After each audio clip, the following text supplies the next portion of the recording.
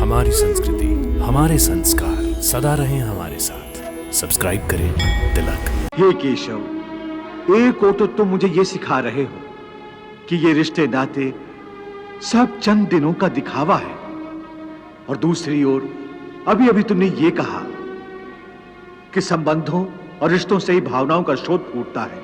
हाँ, यदि मनुष्य सारे रिश्ते तोड़ देगा, अपनी भावना को त्याग देगा, तो फिर वो कर्म किसके लिए करेगा? अपने धर्म के लिए। अर्थात धर्म के लिए भावना की आवश्यकता नहीं होती। नहीं, अभी तुमने बड़े ज्ञानियों जैसे तर्क किए कि कर्म के लिए कोई प्रेरणा होनी चाहिए और प्रेरणा के लिए कोई भावना आवश्यक है। ये सारे तर्क मोह जनित हैं। रिश्ते नातों के मोह ने तुम्हारी बुद्धि को धूमिल कर दिया है, इसलिए तुम्हें सत्य दिखाई नहीं दे रहा। इसलिए इस समय तुम्हें धर्म स्पष्ट दिखाई नहीं देता। धर्म क्या है? धर्म की व्याख्या क्या है? इस बात का निर्णय कौन करता है? हे मधुसूदन, वो कौन है जो धर्म का विधान बनाते हैं? हे अर्जुन, हर प्राणी अपने धर्म का विधान मन को सन्यासी बनाओ और इस मोह के बंधनों को छोड़ो, और इस बात पर ध्यान दो कि इस समय तुम्हारा कर्तव्य क्या है, तुम्हारा धर्म क्या है, और उसी के अनुसार कर्म करो। हे केशव, एक तरफ तुम सन्यास की बात करते हो, सन्यासी की भांति सब नाते रिश्तों के बंधन को तोड़ने को कह रहे हो, और दूसरी ओर मुझे कर्म करने को कह रहे हो। ये दोनों बातें विरोधी हैं। तुम जानते हो कि मनुष्य जब कोई कर्म करता है तो उस कर्म का कोई कारण होता है, कोई प्रेरक होता है जिसकी प्रेरणा से मनुष्य कर्म करता है। कोई भावना तो होती है जिस भावना की पूर्ति के लिए मनुष्य अच्छा बुरा कोई भी कर्म करता है। अर्थात कर्म की जड़ में एक भावना होती है, और भावना की जड़ में कोई ना कोई रिश्ता होता है, क्योंकि किसी संबंध, किसी रिश्ते के बगैर तो भावना पैदा नहीं हो सकती। अर्जुन, तुम ठीक कह रहे हो। संबंधों और रिश्तों से ही भावनाओं का स्रोत फूटता है, परंतु भावनाओं की यह नदी जल्दी सूख जाती है, बिल्कुल ऐसे जैसे आग में पानी की बूंद तुरंत ही लुप्त हो जाती है। मरने वाले की चिता के ठंडे होने से पहले ही रिश्तेदारों की आंखों के आंसू भी सूख जाते हैं। तिलक प्रस्तुत करते हैं दिव्य भूमि भारत के प्रसिद्ध धार्मिक स्थानों के अलौकिक दर्शन। दर्शन दो भगवान, केवल तिलक पर। कोई 2 घड़ी आंसू बहाता है, कोई 2 दिन। बहुत रोती है तो मां, वो भी चंद दिनों में फिर संसार की माया में फंसकर अपने दूसरे कर्म में लग जाती है।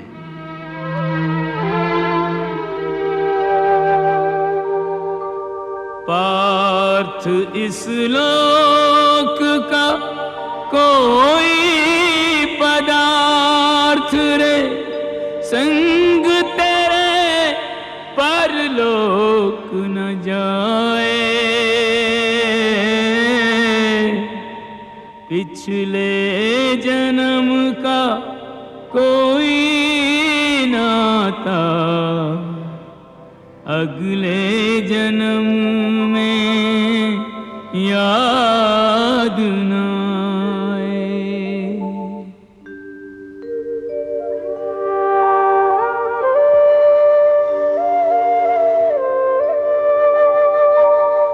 स्मृतियों का बोझा ढोने से विस्मृति का वरदान बचाए। हर जन्म के नाते याद रखे तो प्राणी पागल ही हो जाए। चार दिनों की प्रीत जगत में, 4 दिनों के नाते हैं।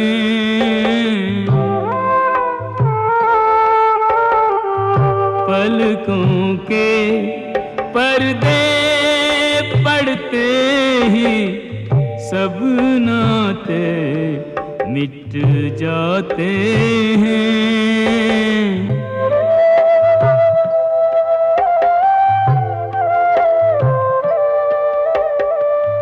घर के स्वामी के जाने पर घर की शुद्धि कराते हैं।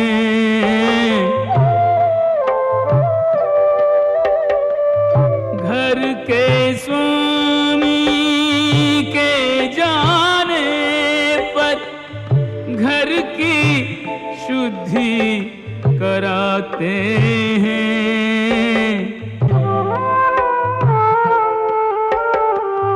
जिनकी चिंता में तू जलता वे ही चिता जलाते हैं।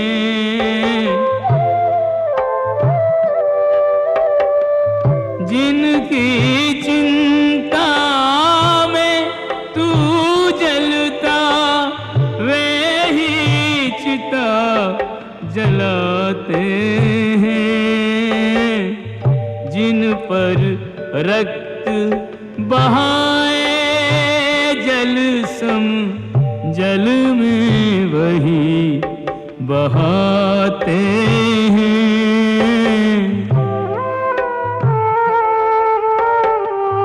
जिन पर रक्त बहाए जल सम जल में वही बहाते हैं।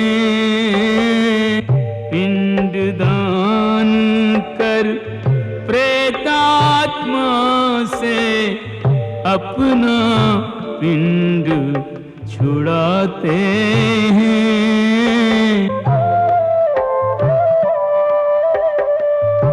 इन नातों के मोह में पड़ के मूर्ख जन्म गंवाते हैं।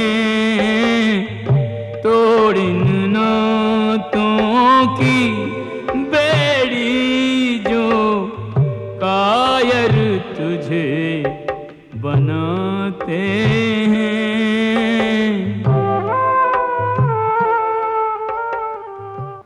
हे केशव, एक ओर तो तुम मुझे ये सिखा रहे हो कि ये रिश्ते नाते सब चंद दिनों का दिखावा है, और दूसरी ओर अभी अभी तुमने ये कहा कि संबंधों और रिश्तों से ही भावनाओं का स्रोत फूटता है।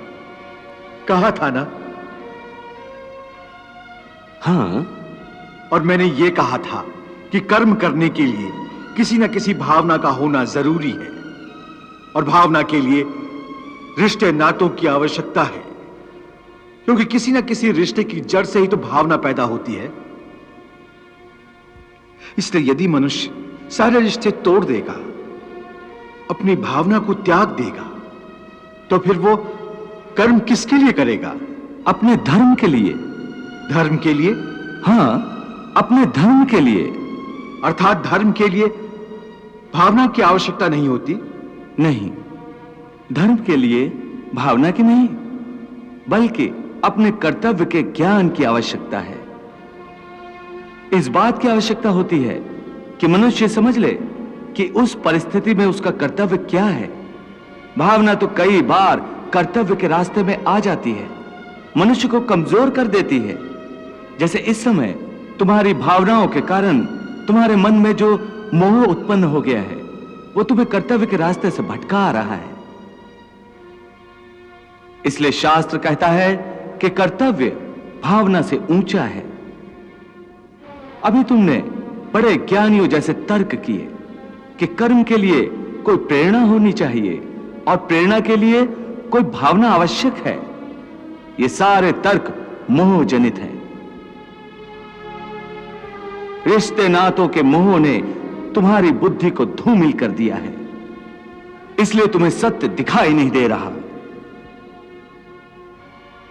इसलिए इस समय तुम्हें धर्म स्पष्ट दिखाई नहीं देता। धर्म क्या है, धर्म की व्याख्या क्या है, इस बात का निर्णय कौन करता है? हे मधुसूदन, वो कौन है जो धर्म का विधान बनाते हैं? हे अर्जुन, हर प्राणी अपने धर्म का विधान स्वयं बनाता है। मैं समझा नहीं केशव। देखो पार्थ, धर्म का जो विधान किसी दूसरे ने बनाया हो वो तुम्हारा धर्म नहीं हो सकता। तुम्हारा धर्म वही है जिसे तुमने स्वयं बनाया हो, जिसे तुम्हारी आत्मा ने स्वीकार किया हो। धर्म व्यक्तिगत चीज है जिसका फैसला व्यक्ति को स्वयं करना पड़ता है। मैं अब भी नहीं समझा केशव। देखो पार्थ, मैं एक उदाहरण देकर समझाता हूं। किसी के गांव पर डाकू हमला करके गांव की लड़कियों का अपहरण कर रहे हैं।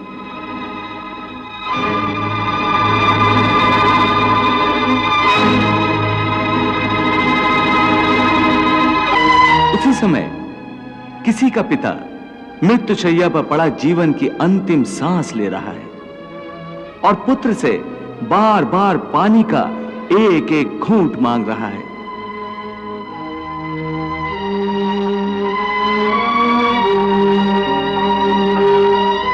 उस समय उस व्यक्ति का क्या धर्म है? वो मरते हुए पिता के कंठ में अंतिम समय गंगा जल की बूंद बूंद टपकाता हुआ अपने पुत्र धर्म का पालन करे,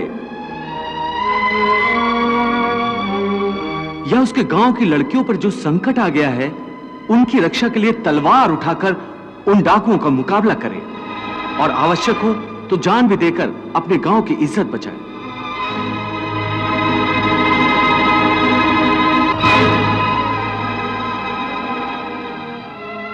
इसका निर्णय कोई दूसरा कैसे कर सकता है? इसको धर्म का दोराहा या धर्म संकट भी कहते हैं। ऐसी परिस्थिति में वो व्यक्ति क्या करे? उसका फैसला कोई बाहर वाला नहीं कर सकता। यह निर्णय उसी को लेना होता है कि उस समय उसका प्रथम धर्म क्या है। उस समय उसकी आत्मा जो आवाज दे वही उसका धर्म है। इसलिए हे अर्जुन, हर प्राणी का धर्म व्यक्तिगत होता है। अपने अपने कर्म का सबके लिए विधान, जग में कर्म प्रधान है, जग है कर्म प्रधान, जग है कर्म प्रधान।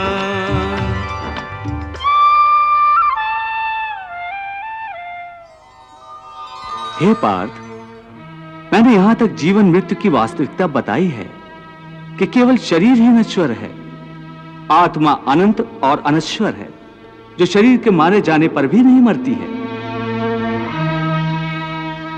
न जायते मृत्यते वा कदाचिन, नायं भूत्वा भविता वा न भूयः, अजो नित्यः शाश्वतो अयं पुराणो, न हन्यते हन्यमाने शरीरे।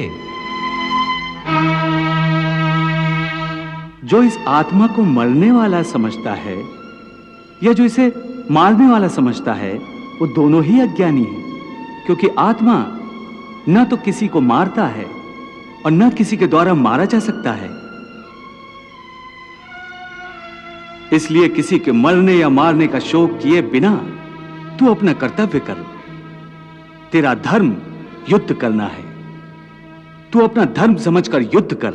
युद्ध युद्ध युद्ध, ये श्री कृष्ण आखिर कब तक युद्ध करने की माला जपता रहेगा?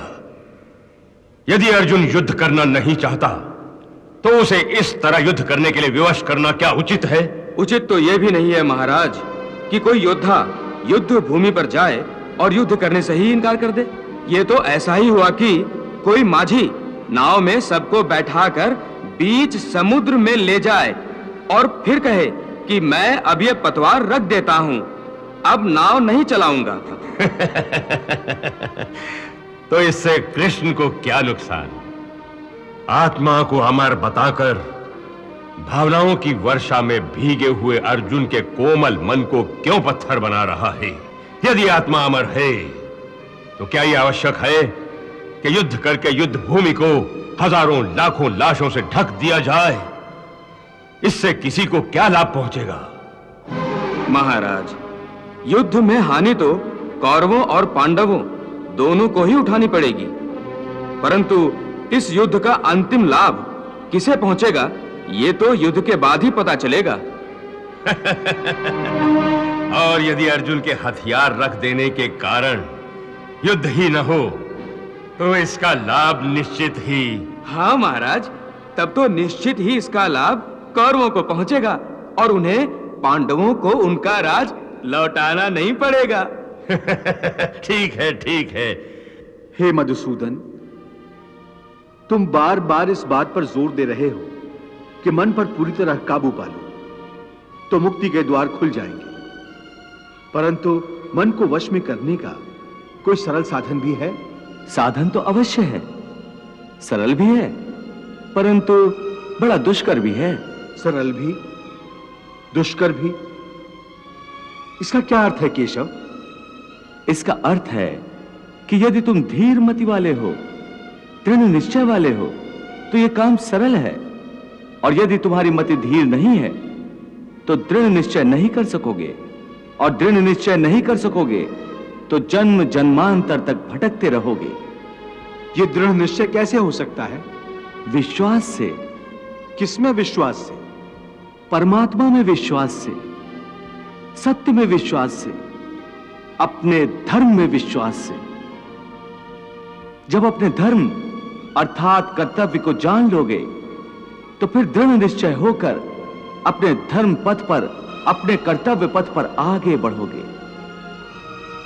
फिर तुम सुख दुख, हानि लाभ, जय पराजय को एक जैसा ही समझकर अपने पथ से डगमगाओगे नहीं।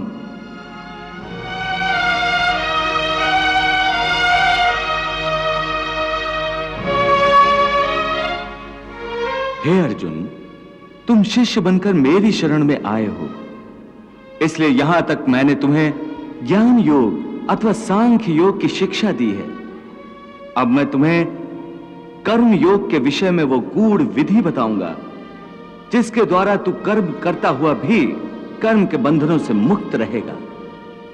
सुख दुखे समे कृत्वा लाभा लाभो जया जयो ततो युद्धाय युजस्व नैवम पापम अवाप्स्यसि।